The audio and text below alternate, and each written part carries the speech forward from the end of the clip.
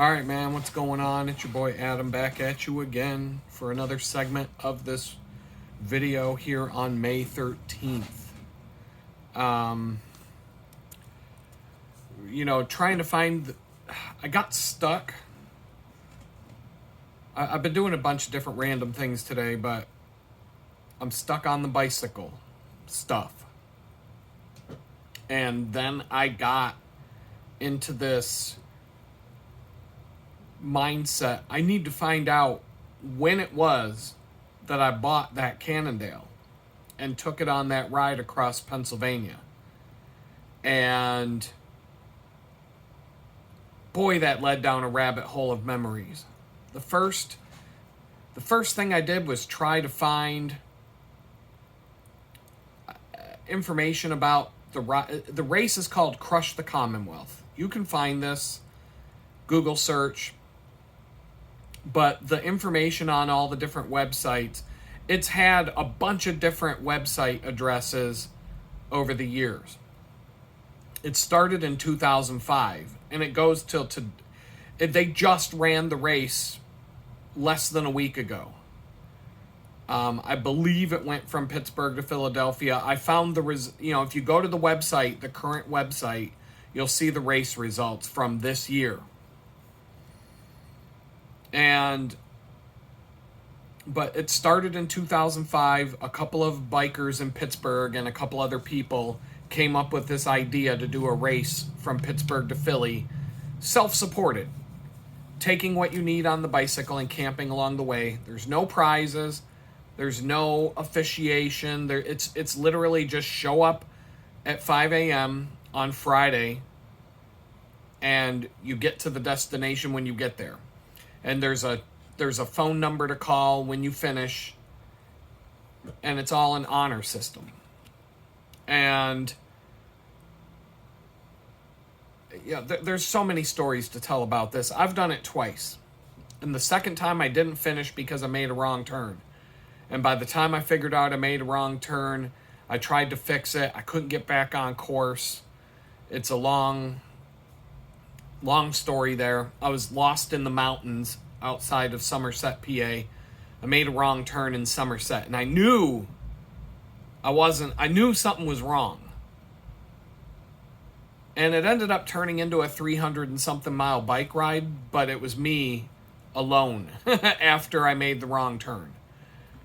The reason why I didn't finish the race the second time was because I knew I wouldn't catch up to anybody, and I'd be riding all the way to Philadelphia alone. But if normally there's like 30 or so people that show up for this thing. The first year I did it, there were 10 of us. All 10 of us finished, and the whole way across the state we kept. A lot of the race, a number of us were riding in a group together. But at one point, I told the rest of the group on, I believe it was the second day out of 3 days, around lunchtime on the second day, I was like, you guys can go, because they were waiting for me at the top of a couple of hills, and I had just built the bike, and so I wasn't used to riding it. Things were out, it didn't suit, it wasn't fitted to me. I should have taken this bike on a number of rides, but I bought it the weekend before the race. And so, I'd taken it on a 400-mile ride as your first bike ride on a new bike. That's a little bit ridiculous of a breaking in. But I decided, I'm like, I couldn't. So the website only goes back to like 2012. And then there's another website that goes back a certain distance. But the original website was nowhere to be found. And it took some homework, man. I had to dig. And I found it on the Wayback Machine once I knew the URL that it used to be originally. And I found it. And I found the write-up of the race that I was in, along with my nickname. I had, if you ever looked at closely on my bike, I have aero bars that get you, the bars that stick out in front of the handlebars that let you do like a tuck and a time trial position. So I showed up to that race with a set of aero bars stuck to the bike, and everybody was making fun of me for it. because, it's ridiculous to have that on a touring bike. That's for like a time trial triathlon racing bike. And they really don't do a whole lot of good unless you're going at least 25 miles an hour. And then when I passed everybody, that we were all going down a hill. I hit about 70 miles an hour going down this fucking hill because back then I had no fear. Didn't care. They were all going about 45, 50 down this mountain, and they're like, I passed them along with a vehicle, and I was going the same speed as a vehicle. And it was a 4-lane road. It was smooth pavement, wide, and I was just like, whoa! And they were all going, they said, when I passed this group of riders, they said that when I passed them, they were going about 45, 50 miles an hour, and I passed them like, they're like, holy shit, aero bars. And so my nickname was Aero Bars from that moment forward. I was going so fast down that mountain that when I passed this group of riders, I kept going. And then you had to turn off the main road and go down like this really steep paved road, but it was like a back roads road full of potholes and Pennsylvania stuff. And so I slowed way the fuck down. I slowed. It was scary because I was weaving in and out of like trying not to hit a pothole going 45, 50 miles an hour, but I was still flying down this mountain. And then the grade leveled out a little bit, so I got back in the aero bars, and instead of being like straight down, it was like smoothing out, and I was still going like 30, 40 miles an hour down this road. But I was starting to flake out. I was tired. This was like late in the afternoon. I hadn't eaten anything really all day. I think we stopped for ice cream somewhere as a group. But when I found this bar, and I decided, I'm like, you know what? I'm hungry. I'm just going to stop at this bar and get something to eat. I really didn't know how far it was going to be to the next town. We didn't have this was before everybody had a freaking GPS and a cell phone mounted to their handlebars and all that kind of shit. We were using maps and turn-by-turn directions printed on paper and following route signs on the road. And generally, some people knew exactly where to go. I kind of did, but I didn't. But anyway, I saw this bar. I'm like, I'm stopping. I'm hungry. So I pulled up to the bar. I walked in. I sat down. I ordered food.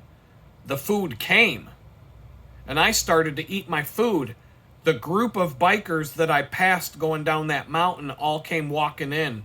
And it was like 20 minutes. I was 20 minutes to half an hour ahead of them after passing them going almost 70 miles an hour down this mountain. That's how fast I was going, because they passed me going up a hill, and they crested the top of this mountain way off in the distance, and I didn't think I was going to catch them, but I gave it my all, and I went to the top of that hill, the same crest, and on my way down, I could see them off in the distance, so I got in those aero bars, and I just got in my biggest gear and started pushing and pushing and pushing, and I just pushed until I couldn't pedal anymore, and I was coasting, and I just got in this tuck and just let the bike go as fast as it would go. But it was a really, really steep mountain drop. And by the time I caught up to him, it was like, I passed them like that. They ain't even they're like, holy shit! And it was dangerous, and I could have got killed. I mean, that was a fucking crazy ride. That was one of the fastest times I've ever been on a bicycle, but I was just like... And I let it rip all the way down the mountain and all the way down to where it flattened out into the valley, and I was just ripping the whole way. And so when I got to that bar, I was almost half an hour ahead of them. It was a long downhill. Long. And even when it flattened out on the flat, I had so much speed kicked up that I was just pushing it hard. And then I saw that bar, and I'm like, I'm stopping. And so I made this mistake of, because this is all tactical, and it's all kind of like, you make choices when you're on this race, and it's not like a typical bike race. I was done eating before any of these people even got their first beer down. and they hadn't even got their food yet. And I'm just kind of sitting there chilling with everybody. I could have jumped back on my bicycle and took off, and they would have been a half an hour at the bar or more, eating. And if I had done that, I was prepared to camp alone somewhere. I would have probably gone a lot more distance that day. Found a place to camp, and then picked up and been by myself the next day, and these people probably would have caught up to me at some point. But instead, I waited for them because I didn't want to ride alone. I wanted the camaraderie of having a group of people around me. And so we rode from that bar, and we all collectively pulled into a state park and found a campsite, and we all set up camp together. And the next morning, we all got up together, and we all left camp together, and we all rode together for more than half of the day as a group, just having fun. But it got to the point where we got to a certain point, and there was a lot of up and downs, up and down, up and down, and I was having a harder and harder time keeping up. Every time we'd go on a steep uphill climb, they would get way ahead of me, but then they would wait at the top of the hill for me, and I'm like, I appreciate it, but you guys can go. I mean, this is a race. It's not like, I don't feel like you have to be obligated, etc. So I let them go. And so I'm in last place now. I don't care. I'm just having a good time. But I'm by myself. And I got to the point where I was so hurt. I was hurt so bad. Mostly from my bicycle not being correctly set up for my leg length and all. It was the first time I rode it. I was walking up hills at some point that afternoon and just coasting down the other side and not even pedaling anymore. And I took a break outside of York, Chambersburg, PA. There was a little wooded area on the side of the road. And I was like, you know what? This is a good spot to, and all that. So I walked up into the woods, and I'm sitting on a tree stump or a fallen tree. I'm using a fallen tree as a bench. And I'm looking around, and I'm thinking, you know what? I'm about 100 miles from Philadelphia, give or take. I think I might just camp here for the night and get a good night's sleep and then just ride in tomorrow. And as I'm sitting there, one of the guys in the bike race comes riding by on the road, and I'm like, hey! I scream at him, hey! And he saw me, and he goes, oh, hey, what's up? And he stopped, and he comes back up, hanging out with me, and, a little and all that. And so we're hanging out, and we're talking, and we decide that we're both in the same mindset of he was about to just crash for the night. And it's still mid-afternoon. It's like maybe, I'm going to say 5 o'clock at the latest, but there's a lot of light left. So we both came to the conclusion if we're riding together, it won't be so bad. And he knows the route because he's from Philadelphia, so he knows we're closer to Philadelphia. He's like, I know every twist and turn from here to there, just follow me. Or, we'll take turns cutting the wind. But so we hung out for the whole day. And we went another 50, 60 miles. We were less than 70 miles. I don't remember all the numbers, but we were just outside of Lancaster Sunday night or Saturday night. And we ended up camping in some Amish guy's field in a little cluster of trees. And we actually think that while we were sleeping, the Amish came back to check on us. But we were so out of it and so tired that we both just slept and didn't even wake up. I had a backpacking kind of a tent, and I let him crash in the tent because he didn't have anything he had a tarp. He was just going to roll himself up in a tarp. I'm like, I got room in this tent. It's we don't have to spoon each other. It's not that small, but it's small, but you can chill. You can sleep in here. We were both asleep in 5 minutes. Woke up the next morning at 5, 6 in the morning. He had a flat tire as soon as we started to ride, so I waited for him to fix his flat tire. We get out to the road, and he goes, if I somehow get ahead of you, I'm going to stop at Sheets just down the road. And so I'm like, okay, cool. Well, he takes the fuck off, and I couldn't keep up with him. And I'm like, shit, my legs weren't warmed up yet. And it was like 20 miles to Sheets. So I rode, 20 miles goes by, and I see this gas station out the corner of my eye, and I'm like, well, that's not Sheets. And so I keep going, and I'm flying. At this point, my legs are warmed up, and I'm hauling ass.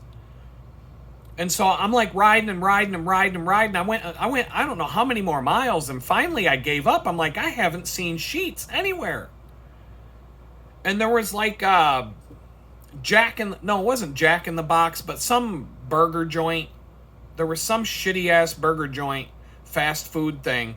And I was like, it's the first thing I saw. I'm like, I'm going there. And they had like I got like $5 cheeseburgers or something like that. I just put a stack of cheeseburgers on the table and I ate them all. Just 1, 2, 3, 4, 5 burgers. Because I'm riding 100 and something miles. I've rode 300 miles in the last 2 days. I can eat 5 cheeseburgers and it ain't nothing. I'm still coming home with weight loss. So I'm sitting there and I'm just like, I guess I'm by myself. And so I went into Philadelphia and I took my time. I got into a race with an Amish guy on a bicycle. I passed him, but then all of a sudden he caught up with me. And this Amish dude, straight up, the Amish guy from the movie Kingpin, riding a fucking Pee Wee Herman bicycle with the the same bicycle that the Wicked Witch of the West rode in Wizard of Oz. I shit you not. He caught up to me on that. But I was also tired, and we got into this long conversation, and we rode all the way through Lancaster together. I rode through Lancaster with the Amish guy from Kingpin while he was riding this Wicked Witch of the West, cruiser bike, and I'm on this decked out touring bike. And then we went our separate ways, and I ended up on the other side of the Susquehanna River, and I made my way to Valley Forge and got on the bike trail into Philadelphia. But by the time I got into Philadelphia, I was so slow. The sun hadn't gone down yet when I was in Valley Forge and started riding into Philly. But when I got to Philly, the last part of the ride should have taken me an hour or two. It took me like 4. I swear to God, I was so tired I could barely move. And I ended up getting to the Liberty Bell at 11:30 at night. So later on, this dude, his name was Ken. I remember that because I remember I just read the write-up about the race. It wasn't Sheets. The gas station that he was talking about meeting me at and waiting for me at was called something else. And so he said he was sitting outside drinking water and drinking a Gatorade and eating a snack. And he saw me go flying by on my bike, going like 25, 30 miles an hour. And he was like, fuck! And he goes and he gets on his bike. And he tries to catch up to me. And he said the whole entire time, all the way into Philadelphia, he was riding like crazy, just hammering down and like putting all of his energy into it, trying to catch back up to me, like trying to figure out what the hell happened. And he said the entire time riding into Philadelphia, he couldn't figure out why he wasn't catching me. Like, he thought I blasted him. He thought I blew him off and decided to just try to get second to last place and put him in last place. And so he said he got to the Liberty Bell at like 10 o'clock, I think. I don't know. I'm going to look and just see. Shit. Did I just... I just had all the text saved. I'm going to have to go back to my history on this one. Here's the Wayback Machine. Is it this one?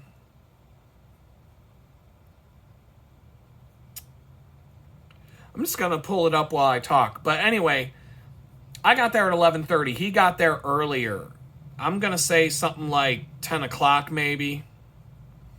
But I'm going to find out right now because I am going to copy and paste this text and save it somewhere. Oh, here it is. He got there at 7:37 p.m. according to the finishing results. So it took me he beat me by 4 hours that day. And it was only because I had no energy at all. And I was just walking, and I was taking long breaks, and I was just like, at this point, I don't care. At this point, I flat out don't care how long it takes. If I need to sit down and chill for an hour or two, I'm going to. I didn't care anymore. So, but Ken, this dude said he flew in as fast as he could. He said for the next 7 or 8 hours, he almost didn't take a break because he thought he was going to catch me. And he's like, where the fuck is this guy? Well, while I was eating my cheeseburgers, he must have rode by. And I didn't see him, and he didn't see me. Because if I saw him, I would have grabbed all my cheeseburgers and ran out the door and jumped on my bike and caught up with him. Because I probably would have eventually caught him if I had hurried up.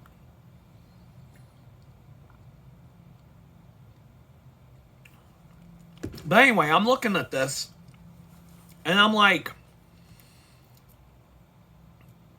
this was the greatest thing I ever did. This was like the coolest thing I ever did on a bicycle. I swear to God.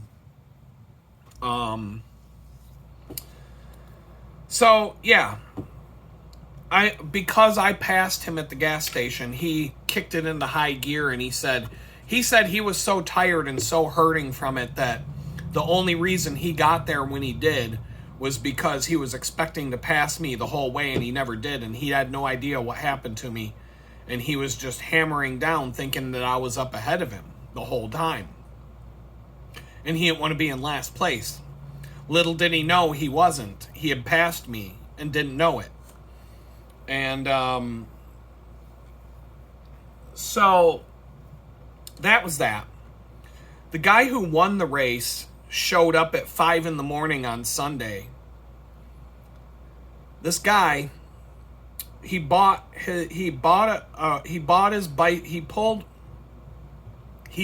a Ross 10-speed out of a dumpster and spent $25 on parts to get it working again and to put just to fix it up. So he spent $25 on his bike. I spent $100 on mine, but I got $200 back by selling things that came with it. He bought his bike. He got his bike out of a dumpster, put $25 in it. And it was a Ross 10-speed. It was the shittiest bike that anybody showed up with to this race, and people were laughing at it. And he beat everybody. He won. He won on the crappiest fucking dumpster bike of all. It's so freaking funny. That was the funniest story of the whole ride. He spent $1.75 or $1.60 to go all the way across the state of Pennsylvania on a bicycle. He had packed his own food to some extent, and I think he spent $1 on a poncho because it rained at some point. Well, it was raining off and on the whole time. He spent $1 on a cheap garbage bag material poncho at a grocery store, and another 50 or 60 cents on something else. And then he was like dumpster diving for food. He said he dumpster dived to get food in some spots. And he still beat everybody. 5 a.m. on Sunday. And there were 3 other people that finished at the same time as him, but he beat them in a sprint. Like there was 4 of them that got there around the same time, but he beat them. And then 4 p.m, the next riders came in, and there were 4 of them. So that's 8. And then that dude Ken came rolling in at 7:30, and I came in at 11:30. And so that was just crazy. That was like one of the craziest things I've ever done. And it was so fun, and I'm glad I found this. But what I found out was this took place on Friday, May 20th, 2007 to Sunday, May 20th, 2007. Or no, 20th, May 18th, Friday, May 18th, 2007 to May 20th, 2007. And we left Friday morning at 5 in the morning from Pittsburgh. And like I said, I was there at 11:30 p.m. on Sunday night, with the winner being 48 hours. Now, in subsequent years, there have been people who have crushed this ride in under 24 hours. This race has gotten more and more serious over the years. When I did it, it was the third edition of the race. It had started 2 years before I did it. And it was on a bicycle message board that I found out about it. And I just showed up. I'm like, this sounds like a fucking blast. And I did it. And there were 10 of us. Now there'll be like 30 or 40 people. And there will be like some serious racers. There will be people. The last time I did it, some dude showed up on a fucking time trial bike. And all he had was a little patch kit bag under his back seat. So the spirit of camping and the spirit of like living on the bicycle, the rules are that you can't have any help. You can't have somebody follow you with a car, and you can't like have friends. You can't stash things along the route to like help you out. You have to be self-sufficient the whole way, but you are allowed to stay in a hotel room. You're basically allowed to do anything like that. There's no rule about hotel rooms and stuff like that. You can get a hotel. So a lot of these pro level racers show up to this thing now to do a training ride, and they basically decide to do it in one shot. But they'll credit card. They'll live off of plastic the whole way. They'll take a credit card and a wad of cash, food, swipe for food, get a hotel room, swipe for food or whatever. But you're not even getting a hotel room if you're doing it in 24 hours or less. So, 400 miles divided by 25 average speed. That's, if your average speed is 25 miles an hour and you're able to do 400 miles in 16 hours, and then you're taking 4 hours worth of breaks, yeah, you can do it in 24 hours. People have. It's crazy. But when I did it, it was more of like a group ride. Out of all 10 of us, nobody stayed in a hotel. We all camped. We all slept in tents or hammocks. We all lived off of our bicycles. We were all packed and ready to camp. It was a different experience than what it is today. But I'm glad that I found that out. So that means that I bought my Cannondale back in 2007 in May. If it was May 18th, it was probably May 10th. It was the weekend before I went on this race. I bought the bike, brought it home, and immediately I thought about it for a minute. I was just going to ride the bike as is and just put some pedals on it and maybe change out the seat and just ride it the way it came. And then I thought about it, and I'm like, I've got all these parts. I can really turn this bike into something cool. And I just started the first night was just idea time, the light bulb above my head, and just coming up with a plan. And then Saturday, I was like, all right, I got up early, stripped the whole thing down, and then started tinkering around, putting it all back together. How can I put this bike back together? I came up with a list of things that I needed to go to a bike shop for, went out and got them, came back.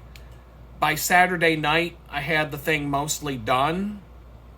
And so I went to bed. Sunday, I got back up, wrenched on it some more, perfected everything, tidied it all up, tried to make it as perfect as I could make it. And then I took it out on a quick ride to make sure everything worked. Everything worked. I'm like, all right, put it away. And then sometime during the week, I started getting it ready for the long distance ride by putting a bag on it and some other stuff. I ended up riding with a backpack with a few things in it, and then I had a bag on the back with some other stuff in it, and that's how I did it. I didn't even have fancy saddlebags or nothing. I just did the best I could in the time that I had, and that's how it all worked out. And I learned a lot. that was one of my first long distance rides. Before that, I had rode to DC from Pittsburgh with my best friend. And, these initial long distance bike rides taught me so much stuff about how to do it. And now it's like second nature. I can go on an 800-mile bicycle ride and I'm not wanting for anything. I can fix problems when problems occur. I've had multiple rides where something went wrong and I had to stop at a bike shop to fix it. But I can still... I've had 3 different long distance rides I can think of right now. I had to replace a wheel once. I had to replace a bottom bracket once. And I had to... what was the third one? Oh, I had to tighten a bottom bracket that had worked its way loose. And it was causing me problems when I would pedal. And I didn't want the problems to get any worse. All I needed was a special tool to tighten it up. And I could get on my merry way. But there were 3 different times I've had to use a bike shop to repair my bike on the fly. I've had broken spokes. I broke a handlebar off once and just rode it the rest of the way over, almost 200 miles with a broken handlebar. I've done all kinds of weird stuff, but it taught me a lot about how to... Not just lessons on the bicycle, but lessons in life, And so that was an interesting thing to find today. I've just been on this kick of wanting to find out all this stuff that I've been wondering about for a long time. And now I have it. And so I'm glad I found this. It's just a little bit of nostalgia. And it's... this is something I wanted to do a lot more, but for one reason or another, life took me in different directions. And, but, maybe once I get settled into a new apartment and maybe can work out some things, the area that I'm supposed to live in and stay in for probation is pretty large. I can ride all the way from Houston down to the Mexican border and back if I wanted to, and I would not leave my district. So I could go on, long bike. I could go to Galveston, 60 miles, go camping for a couple of days on Galveston Island, turn around and ride my bike home and enjoy the enjoy it this summer. I could do that. So I'm going to try and it's just... because I've been sitting here thinking about how I really haven't had fun. I haven't done anything fun since I got out of prison, anything just for the sake of having fun. And when do I get to do that again? Is going a year without doing anything fun? Is that enough time for penance? Can I go out and do something fun for once? So I'm just, I'm gonna be, I'm just going to be keeping that in mind. But working on the bikes is fun. And, there's a lot of different things. But man, today was just a weird trip of nostalgia. I have not heard back about my Specialized bike, about my Specialized Sequoia, the serial number, the information that I'm trying to get from Specialized via their email address to see if they can send me any information based on the serial number. That would be cool. It might take, give it a week or 2. I don't know how long they take to respond to that kind of stuff. But I'm totally... I think I know exactly what year it was made, and I think I can tell now... I can tell what parts on this bike that I bought are original to the bike and what the guy who owned it did to the bike, because there are some differences. But now I've got the serial numbers for both bikes recorded, and I've got them registered on a national bike registry that all the police departments use. So if they ever did get stolen, the police would be able to access this website, and anybody who finds the bicycle would be able to access that website. Pawn shops, if it turned up at a pawn shop or something like that. There are lots of people who have had bicycles recovered from this website. I forget what it's called, the National Bike Registry or something. Hold on, let me take a look because it's useful information. It's called the Bike Index. Bike Index dot whatever. Let me see here. I'm just gonna look. I'm Bike Index. Where's the damn bikeindex.org? And there's a bunch of these different bike registries online, but this one in particular is it's actually pretty popular. On the homepage of bikeindex.org, the different companies and police organizations and stuff that use it and sponsor it include Bike Pittsburgh, the bike organization in Pittsburgh, the advocacy group in Pittsburgh, San Francisco Police, Bike Portland, Santa Monica Police, all kinds of stuff. What are they saying here? Stolen bikes recovered from this website, 15,835. Total bikes registered, 1,413,521. Stolen bikes registered, 157,452. 15,000 people's bikes have been recovered by having them listed on this website. Total recovery value, $29,818,000.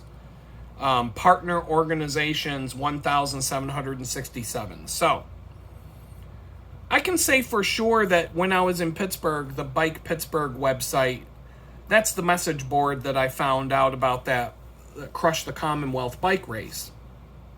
And when somebody would get their bike stolen, they would post it on that message board. And I've seen a lot of bikes get recovered for one reason or another, because Pittsburgh's bicycle community, they're definitely hardcore liberals and all that, but they watch out for each other. And if you post a bunch of good photos of your bicycle that just got stolen, if somebody on that message board sees somebody riding the bike that you just posted as stolen, they'll chase it down. They'll chase them down and get a hold of you. Like, they'll chase it down, call the police, like that's happened. And people's bicycles have been recovered because somebody posted a picture of their bike and a description of it on that message board, and other bicyclists in Pittsburgh saw someone riding it, was like, hey, and they got the police to chase them down. So, I mean, I just thought it would be a good idea, since I took the time to get the serial numbers off the bikes, get all the information about them, and just update all that textual information, and just kind of put a list of all the custom parts and stuff together that's on each bike. Why not register it with this group? And then I also have a record in the cloud of the bicycles I own, as if I get more bicycles, or I go and get my bike from Pittsburgh and bring it down here to mix in with the collection and all that. It's gonna work. It's gonna be good. And there's different things you can do. You can there's other things you can add to this website's actually pretty useful. It was one of the websites I used to figure out which year the Specialized bike is, the Silver Bullet. I was able to find information on this site from other people who have registered theirs, and the serial number on my bike is almost not identical to other people's serial numbers, but the first four characters match up with some of the serial numbers that I found on this website of the same exact bike. So that tells me that I'm dead accurate in terms of the year and make and model. But I won't, I'll say I'm 97% sure, but I'm going to wait for someone at Specialized to email me back and give me whatever information I can get about the bike based on the serial number. And so that would be cool. And so, I mean, yeah, I spent some time on this today. It was like, one of the things I was doing to try and pinpoint when I went in that race was looking at pictures of it. I went through my photo archives and was just going through the different time periods of around when I think it was. And man, all the photos that I was finding of my kids, of different adventures and friends and different things I've done and different places I'd been, it was just like this nostalgia. It was like this trip down memory lane that, whoo, it was a bit too much at times, to be honest, but it was a good experience. And sometimes you just need to take a minute and enjoy your life. And so that's what I was doing today. I've still got to do some stuff. I ate well today, so I don't, the headache went away, and all that kind of stuff. But I'm going to get off of here. I'm going to try and get some more things done. But tomorrow, Thursday, and Friday are going to be me working on stuff that needs to be worked on. But today was more like rest up and have fun day. It was kind of like a Sunday, except it's Tuesday. So I definitely, the whole coincidence with Cannondale and the Cannondale train station, and just remembering that first day I got out of prison and stopped at the Cannondale, the font on the train station that tells you you're at Cannondale is the same font as the Cannondale logo on my bicycle. And I'm like, man, all the connections make sense now. I'm like, I can't believe I was right there and had no idea that this is the Cannondale train stop, that the logo, like, this is right where it all began. And I'm like, just learn something new every day, I guess. So I don't know. I don't know if that, not every synchronicity means some grand thing, right? But it's just, these things happen to me all the time, these weird coincidences. And it just kind of tells me that there's more going on than meets the eye.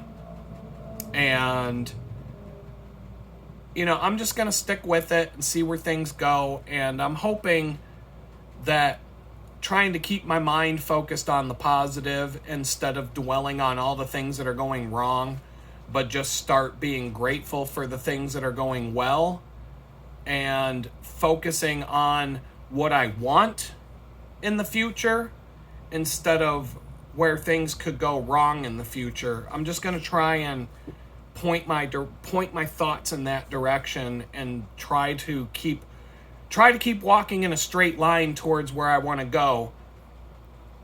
Look at where you want the bike to go. Don't look where you don't want the bike to go. Like, that just clicked today so hard because of different things that I watched and different things that people said. It's the same thing that my buddy's been telling me. Stop focusing on what you don't want and focus on what you want. Or what you think about, you bring about. It's all the same. It's the same thing. But in cycling, it's a real thing. Focus your eyes where you want the bike to go. Don't look at what you don't want to hit. Like, if you see a tree up in the distance and it looks like you're going to run into the tree, focus where you want to go. Don't focus on the tree that you don't want to hit. Focus on the trail. Focus on the path around the tree. If you're going down a hill on a mountainside and you see a big rut in the trail, to where if you get your wheel caught in that runoff rut, you're going to flip right over the handlebars and get hurt. Focus on the trail. Focus where you want the wheel to go, the front wheel. Focus on where you want the bike to go. Don't pay attention to the thing that is going to hurt. Don't focus on the part you don't want to hit. It's not a guarantee, but it's the secret to mountain biking. It's especially mountain biking fast, where you don't have time to react and you see something and you're going too fast to stop. Your choice is to either hit the thing head on or go around it or go over it or whatever it is that you got to do to avoid it, or just hit it head on, but brace yourself properly and put your weight on the back wheel so the bike glides over it instead of getting your front wheel jammed in it. Look at where you want the bike to go. Don't look at where you don't want to go. And so now I got to start remembering that phrase. Anytime I start looking at where I don't want to go, I got to remember, look at where you want to go. So the big thing this week is wondering what this landlord's going to do for this apartment that I want to move into. I want to move into that apartment. I've made up my mind. I want this. Whatever it costs, whatever I have to do to earn it, to whatever I have to do to keep it, I'll do. I think it would be a good place for me to live for now. It's a beautiful place. Everybody who's seen pictures of it thinks it's great. Thinks it, my best friend was like, wow, that's nice. My other buddy that I'm working for, he was like, wow, that's really cool. I hope you get it. But I keep getting jerked around by the guy a little bit. And he won't, and every time he strings me along, my mind starts going down the gutter of, I guess I'm not going to get the place after all. What's going to happen when I don't get the place? What if I don't get the place and then all the other places that I'm looking at fall through? And all of that stuff that I'm doing is looking where I don't want to go. I want to go to the apartment. I want to move in there. I want to set up my life there. I want to get focused on what I need to focus on there because that place will allow me to do it. I want to get a freaking car. I want to do this. I want to get a better job. I want to do all these other things. Every time my mind starts to wander about, well, if you don't get that place and then all the other ones fall through and you're stuck in this tiny shithole for another month, what are you going to do? And how are you going to go? And what are you going to do when you go to court? And what's going to happen when this happens? And then this and that and the other thing. And then you're going to end up homeless again. And then you're going to have problems with probation. And you're going to end up back in prison. And then what's going to happen when you go to prison? And it just turns this downward spiral of thought where I can take some little thing like you didn't get that apartment and downward spiral all the way to the point where I'm back in prison somehow from it. But it's not real. It's just an example of there's a rock in the trail and I want to go around the rock. I don't want to hit the rock. So don't look at the rock. Look where you want to go. Look at the trail. Look at the spot.